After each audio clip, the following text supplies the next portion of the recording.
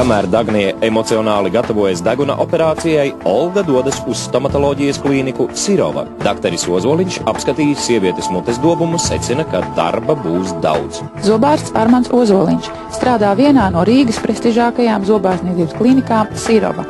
Darba pieredze 10 gadi, kuru laikā regulāri stažējies dažādās Eiropas valstīs. Kā izskatās, tad Olgas mutes dobumā ir padarbojušies jau vairāk kolēģi pirms manīm, diezgan neveiksmīgi, jo ir kaut kādi ielauzti instrumenti un ir iekaisuma procesi apakšā zem saknēm, kuri vairs nav ārstējami. Un tāpēc lielākā daļa zobu augšžoklī ir jāizņem. Arī dakteris Ozoliņš nolēmis sadarboties ar zobu tehniķiem Baltic Dental Group. Kopīgi tiek izstrādāts plāns no pilsdrupām līdz Holivudas zvaigznes smaidam.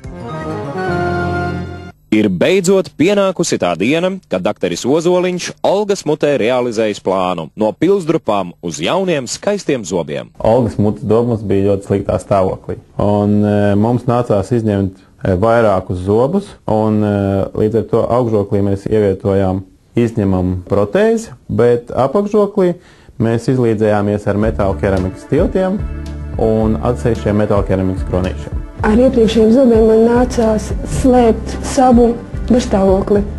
Es gribēju smaidīt, bet īstenībā man bija savā ziņā arī kauns bija par to, ka man tāds smaids bija. Daudzus gadus slēptās emocijas Olgas sejā lasāmas vārds pa vārdam. Viņa ir laimīga un spēja beidzot smaidīt. Dakteris Ozoliņš atstājis vislabāko iespaidu. Viņš visu laiku bija ļoti aizrāvies to darbu. Viņš darīja ar tik aizrautīgu interesi, ka man liekas, viņš pat nekontrolē laiku. Viņš vienkārši ierāvās savā darbā un dara. Olgai vēl ir jāiemācās atdzīvināt smaidu, jo lūpas to ir slēpušas gadu gadiem. Kāpēc ir Ozoliņa? Viņas gadījums nebija vienkārši, bet viņa bija ļoti patīkami strādāt, jo viņa akceptēja mūsu piedāvāto ārstēšanas plānu, un viņai nebija nepieciešams tikai estētiski atjaunot zobu izskatu, bet viņai tas bija nepieciešams arī funkcionāli.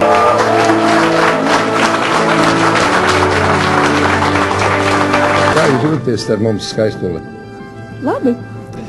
Mēs runājām šeit pirms tam ar daudziem cilvēkiem, viņi teica, ka viņi jūs apskauž par drosmi. Jūs darīt tāpat, kā jūs tagad darījāt, aizgājāt pie dakteriem, pie daktera Zaržēcka, pie daktera Ozoliņa.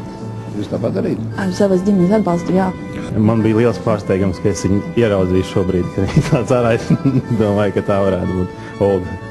Olgai Timakovai tika veikta acu plakstiņu ķirurģiska operācija, lūpu korekcijas ar kolagēnu injekcijām, vispārēju zobu ārstēšanu un to estētisku uzlabošanu, sejas ādas kosmetoloģiska ārstēšana, kā arī kopējās fiziskās formas uzlabošana.